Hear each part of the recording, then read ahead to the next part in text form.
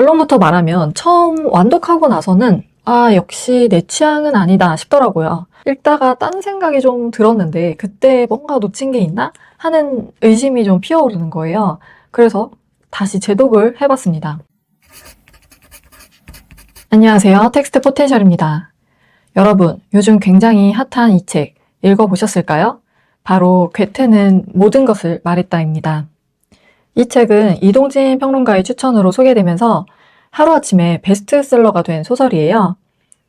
저는 처음에 이 책을 살펴봤을 때 솔직히 제 취향은 아니겠구나 싶었어요. 보통 이런 작품이 가지고 있는 지식에 대한 탐구나 호기심을 따라서 서사를 풀어가는 형식의 소설을 별로 안 좋아하거든요. 저는 확실히 재미주의자에 가깝고 소설은 뭐가 됐든 무슨 장르든 재밌는 게 짱이다 이런 생각을 가지고 있거든요.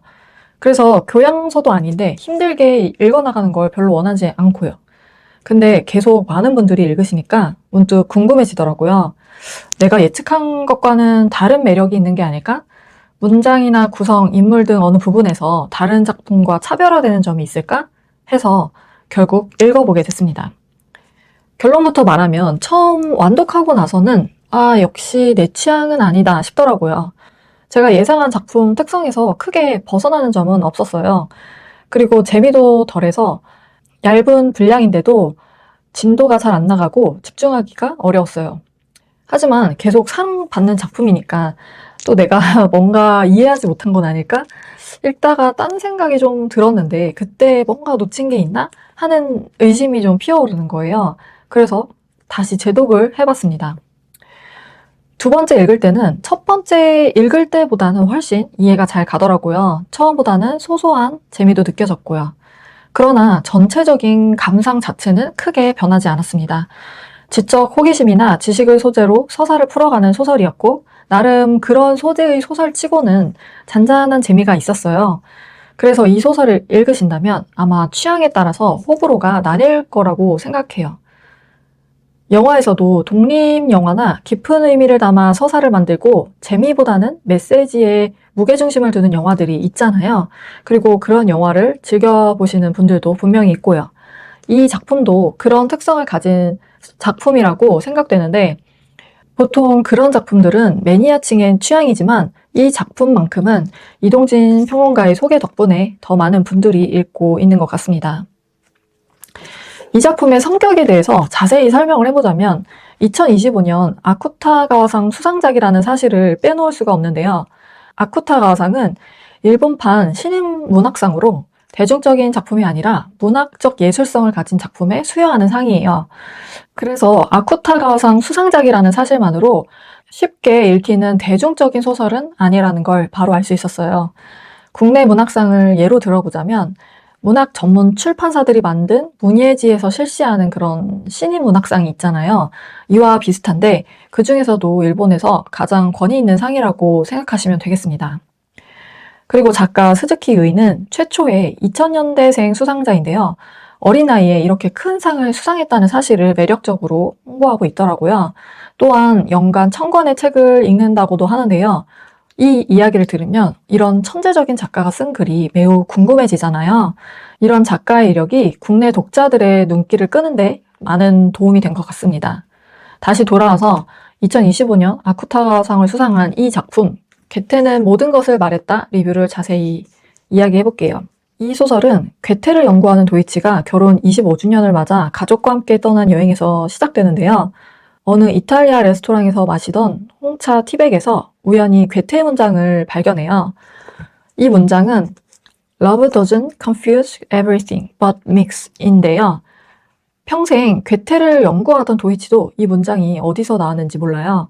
그래서 이 문장이 어디에서 왔는지를 알기 위해 동료 연구자들에게도 물어보고 다시 괴테 책들도 뒤져보고 괴테 사이트도 살펴보고 하면서 사방팔방 탐색하는 과정을 담은 소설이에요.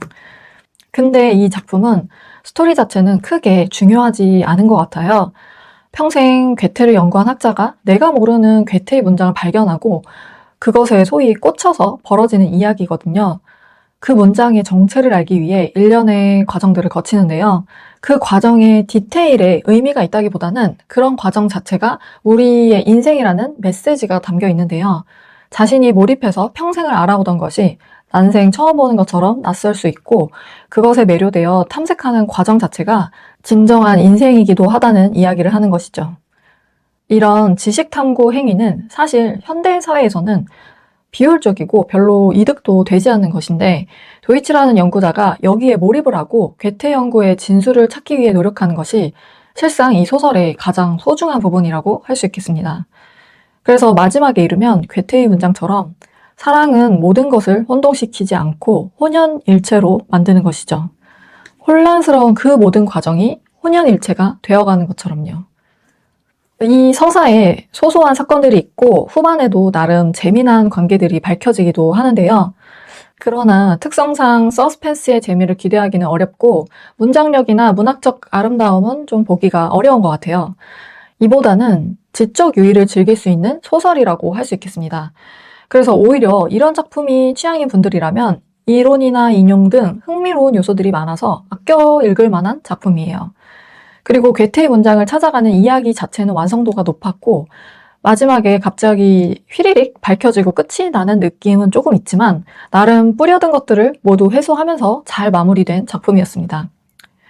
정리하면 작가의 의도대로 잘 쓰여진 완성도 높은 소설이었고요. 순문학을 좋아하시는 분들까지도 흥미롭게 읽으실 수 있을 거예요. 저도 대학원을 다녔고 문학 연구를 했었는데 이 소설을 읽으면서 대학원 때 생각이 많이 나더라고요. 뭔가를 연구하고 의견을 나누고 이론에 꽂히거나 파고드는 분위기가 닮아 있었거든요. 그리고 여기서 일어나는 사건들도 나름 놀라운 듯이 나오지만 저는 크게 감흥이 느껴지지는 않았어요.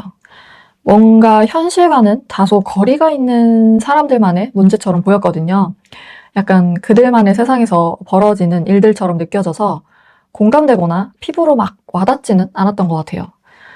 이 사건에서 공감을 좀 끌어내려면 더 정교한 장치나 상황 설정이 있었어야 할 테지만 그렇게 하기에는 괴테의 문장을 찾아가는 중심 줄기에서 벗어나게 되고 무게중심이 바뀌기 때문에 어려웠을 거예요. 그래서 에피소드 성격으로 사건이 나왔고 그로 인해 감정적인 동요가 크게 느껴지지는 않았습니다. 그래서 저와 같은 재미주의자라면 큰 매력을 느끼지는 못할 거라는 말씀도 드리고 싶습니다. 여기까지 텍스트 포텐셜이었고요. 앞으로도 책과 글쓰기에 대한 이야기를 듣고 싶으시다면 구독해 주시고요. 좋아요 눌러주세요. 감사합니다.